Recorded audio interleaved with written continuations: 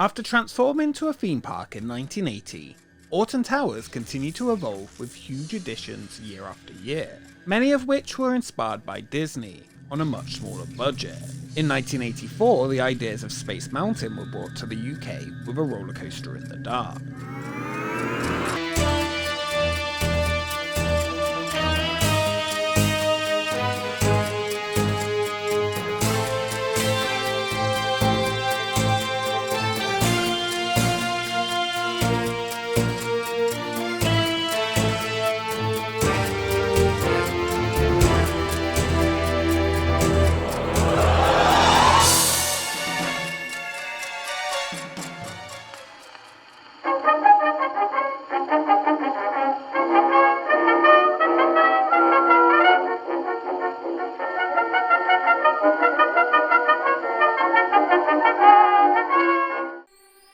John Broome, a self-made millionaire from property, former teacher, and politician, married the daughter of the Alton Towers Pleasure Grounds majority shareholder, Jane Bagshaw, in September 1972. At the time, Alton Towers had a handful of fairground attractions and beautiful gardens that were becoming more and more popular, but John felt the business potential of the site was not yet fully realised. Broome's involvement would start with just one attraction, running a trackless train as a concessionaire. He would take over more and more concessionaires, eventually becoming the director of the park. In 1979, to the west of the towers, in a section called Springfield Centre, Britain's first bobsleigh run will be opened by British Olympic bobsleigh champion Duncan Jones. Two artificial 150-metre asbestos runs would cost them £100,000.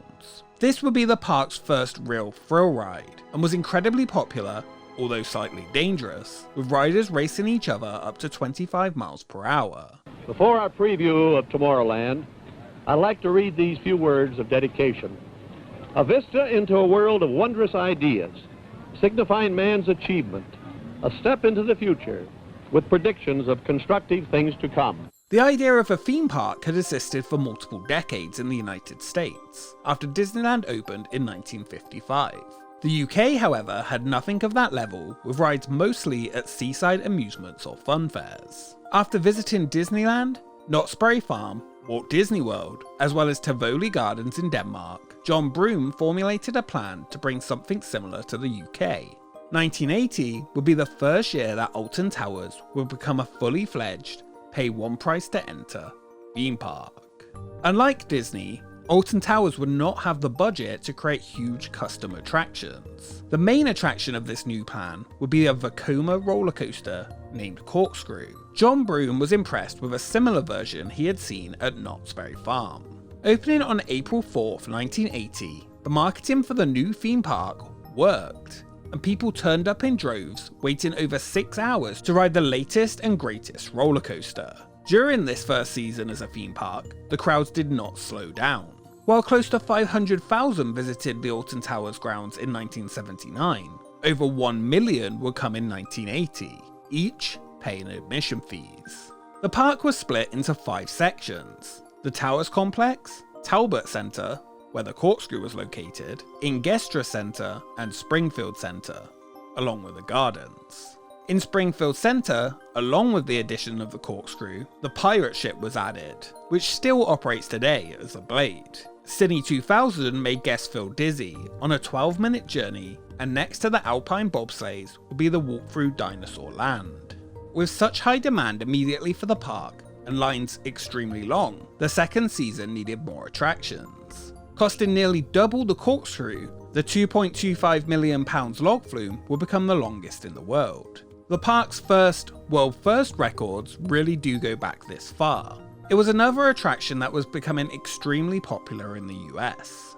Another addition in 81 would be inspired by Disney yet again, Around the World in 80 Days. The £12.5 million investments in the park so far, a fraction of a single ride cost at Disney, was working, and attendance continued to increase. 1983 saw 1.6 million visitors visiting Alton Towers. Marketing director Peter Moore said that comparisons with Disneyland and Disney World were inevitable. Disney set the standards in the world, and Alton Towers would try to set them for Europe. You know, it's only when you're here at Alton Towers, Europe's largest leisure park, that you realize how different it is. A world of fun, fantasy, and excitement in one of the most beautiful settings in England. Hoping to boost attendance to 2 million visitors, in 1984 even more attractions had to be added to combat the large lines and bring in new people. Another £4 million investment would spread 6 new rides throughout the park, rides that promised to increase capacity by 150%. John Broome said that they were increasing the fun and bringing an end to queuing in one move. He claimed the new rides alone could cope with an extra 8,000 people per hour. While 5 of these attractions would be off-the-shelf flat rides, one would be designed to rival the popularity of the Corkscrew. Alton Towers would take inspiration from Disney once again. In Springfield Center, the dinosaurs were put into storage and later relocated to the Flume. Construction crews began excavating 250,000 tons of soil, creating an enormous hole. Enormous holes would become a staple of Alton Towers rides. Costing half of the year's investment at £2 million, in that hole will be the park's second major roller coaster. This is the real jewel in the crown, the black hole. Designed by Anton Schwarzkopf, the Jetstar 2 model of ride was revised from the travelling Jetstar model that began operation in the fair circuit during the late 1960s. Just a few years after that original version debuted, the Jetstar 2 was introduced in 1970, built for a German travelling showman. The second version, sold alongside the original, featured larger cars and allowed for 6 riders instead of 4 per vehicle. The major difference was that it used a unique spiral lift hill that used electric rails to power motors located under the trains, so it did not require a chain lift. The new addition at Alton Towers was an off-the-shelf model found in many locations. After the long spiral lift hill, trains travelled nearly 2,000 feet of track, reaching a top height of 44 feet, with top speeds up to 45 miles per hour. After construction on the coaster was complete, unlike the models found at the fair or at other parks around the world, this version would be enclosed in a giant tent, turning the generic coaster into something out of this world. The yellow and green tent would be the centerpiece of a brand new, renamed land, Fantasy World. The black hole was advertised as the UK's answer to Space Mountain.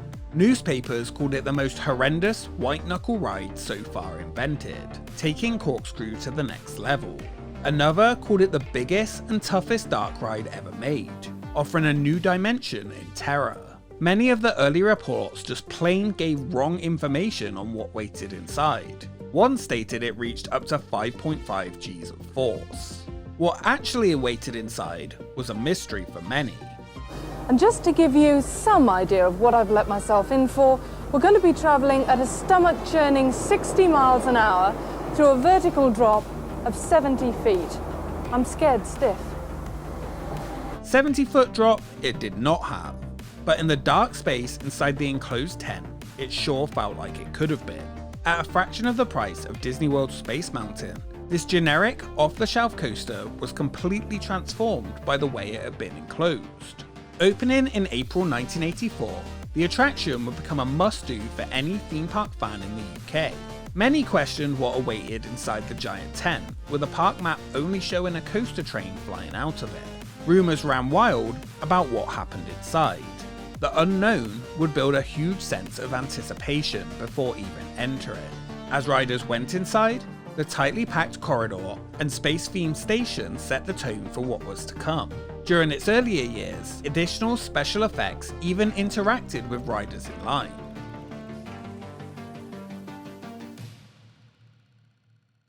At Alton Towers, you'll find something for everyone.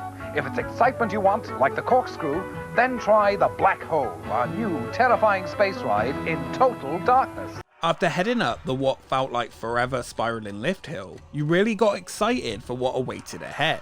A lone spaceman sat at the top of the spiral that got closer and closer as you ascended, making you feel like you had truly climbed a huge height before dropping into space. The first drop, while only 27 feet, sure felt longer in the pitch blackness of the black hole. It was followed by tight, intense corners and turns, while passing the laser-lit asteroids placed within. While you may not think it would be an intense ride, in the darkness, with no knowledge of what was coming, it created something incredibly scary and forceful. Buzz for the new addition was high and resulted in exactly what the park had hoped. 2 million guests visited Alton Towers in 1984, and the black hole became legendary. Less than a month after opening, an accident occurred with a train derailing partially. It reopened 4 days later and only helped fuel the mystery of what awaited inside the tent. Many stories stated somebody died on the attraction, but that never happened. The attraction inside was intense, and a few changes came following its opening to make it a little less rough. Lights were added at the top of the spiral section to be able to allow riders to better brace themselves for the first drop. This first drop was also slightly smoothed out. No matter what though, the black hole was an instant success, and with a capacity of around 900 per hour, the lines were long. The next change came at the end of the 1987 season, when the ride was fully dismantled and overhauled by German firm BHS, who would later become Maurer. They attempted to increase the capacity and allow 2 trains to be coupled together. The track was slightly reprofiled to accommodate this. Though it did increase capacity slightly, the lines remained long when it returned for the 1988 season. It would now be called the New Black Hole, and was again renamed as Black Hole 2 in 1989. When it reopened with the all-new trains, the former trains were moved to another coaster in the park, the Beast. The Beast opened in 1988 behind Talbot Street. It was purchased used from the travelling circuit and had no trains, so the former Black Hole trains were used on this new attraction. It was a Jetstar 3 model that many confused as being the same ride as the Black Hole. While very similar, the new attraction was taller and longer. When the Beast, later called the New Beast, was sold, it moved to Mexico and was renamed Space Mountain. It too would find itself enclosed inside a tent. Oh dear. Oh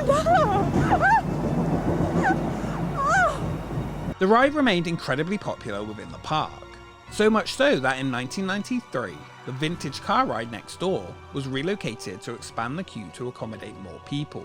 Black Hole's music has always been something that stood out for me, and over the years it has used different soundtracks. It started with just using sound effects, or none at all, during its early years. Graham Smart composed station audio and lift hill music for the ride. This station music is still used on Enterprise, and Graham has created many of the incredible soundtracks used over the years at the park. Some of the other music used was first released in 1990, composed by Andy Quinn under the name James Hillside for the DeWolf Music Library, and found on the Live World Volume 1 as Encounter. It was so good it was also used to promote Disneyland Paris's Space Mountain in an advert in 1995.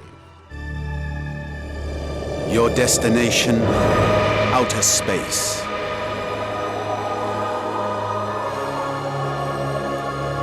Your speed, astronomical. Your closest encounter, asteroids. The music used on an attraction inspired by Space Mountain used the same music that was advertising the steampunk Space Mountain. After the Disneyland Paris Space Mountain opened, just a year later, the Black Hole would become more steampunk itself. 1996 saw the restraints on the train redone, still with riders sitting together in groups of 2. New effects were added inside, as well as the station receiving a steampunk style makeover. This steampunk theme would be planned to be used throughout the whole of the area, as a replacement for Fantasy World, rather than X Sector, with the plans calling it Port Discovery. Oblivion would be themed to a large Victorian drill. The station re-theme was the only part of the plan that would become a reality, with Port Discovery dropped and Oblivion and the X Sector theme chosen instead. Next year, this is going to look like a sinister, forbidden place, and no one can really work out what it's all about. You know, there's always a place sort of a few miles away that's got a barbed wire fence around it and a minefield, and you know people that work there and they never tell you what they do, and it's all a bit sinister and a bit secret. Well, that's one of these places. The Black Hole, which reverted back to the original name, had its exterior changed in 1998 with the opening of Oblivion. All other attractions in Fantasy World had been removed, and the Black Hole would no longer stand as the lone coaster of Fantasy World. Fantasy World would become X Sector, and to fit this new theme, the tent was repainted to a deep blue, with a brand new entrance, much more fitting to the sinister, futuristic government facility. Very little changed after the ride became part of X Sector. It remained a popular ride in the park until rumours began to circulate in late 2004 that the black hole could be removed from the park. After 21 seasons of thrilling riders in the dark, it was confirmed that the black hole would run for one final time on the 5th of March 2005. The reason was due to high maintenance costs for the upkeep of the old attraction. After all this time, Alton Towers would no longer have an enclosed coaster. No 13, sorry, you do not count. Well, that ride was a bit timid. At least it's time now to get off. Apparently a little jolt there. Okay, let's get up. Ah! Oh! Oh! Ah! To mark the end of the ride, an exclusive event was held where riders could be the last to experience this iconic attraction. The event featured a talk from Terry Dunn, head of engineering at the park, and final rides were with the lights on in the attraction. Attendees' names were placed in a hat, and the first 6 pulled out would be the last ever riders on the black hole.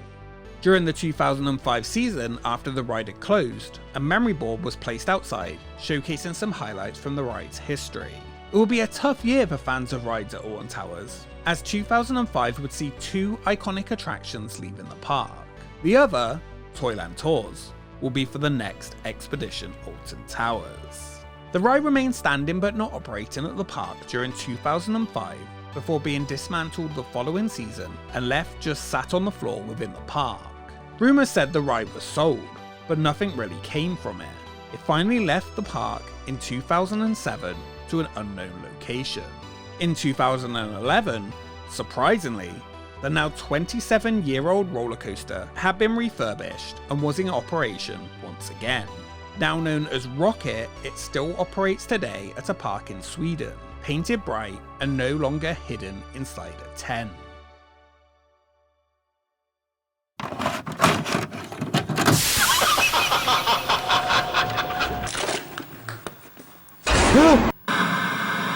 After the ride's removal, the tent itself remained as an empty husk for several more seasons, basically abandoned within the X Sector.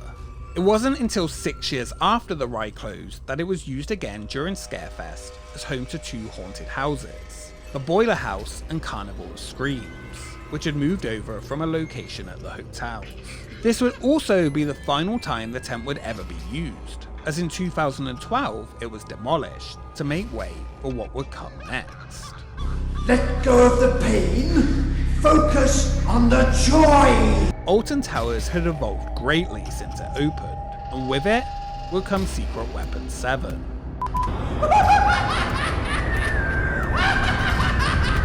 Opening on the site of the black hole in 2013. The classic roller coaster was replaced by a record-breaking coaster, the Smiler.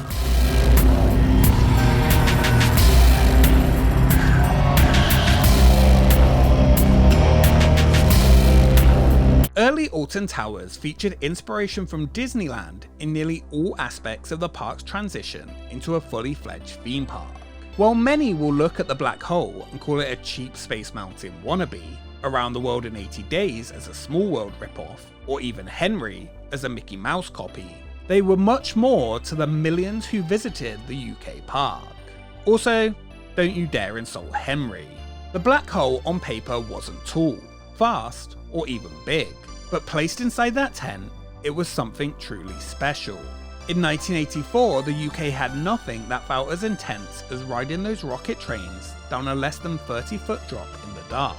And it would continue to be iconic, despite bigger, faster, and larger attractions in the decades that followed.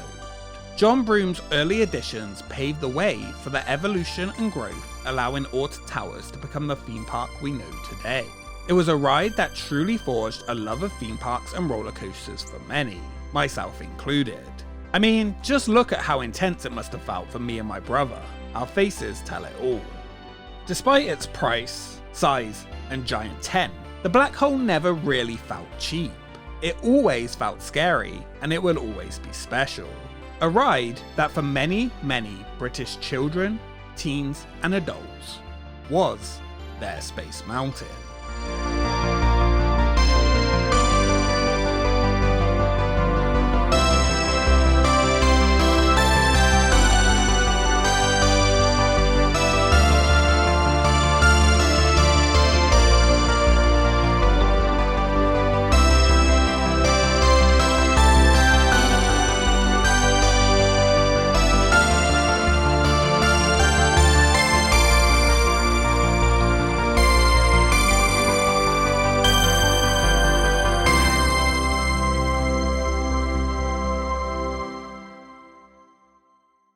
Thank you so much for watching this episode of Expedition Alton Towers. If you enjoyed it, make sure you subscribe to join the expedition and follow us on Twitter and Instagram for updates on upcoming episodes. A special thank you to our Patreons for supporting the channel, and we will see you next time. The black hole and the Ferris wheel and magic carpet ride, the swinging pirate ship and turbo star. Adventureland for youngsters where you'll find the Astroglide, or you can jump a train or ride a cable car.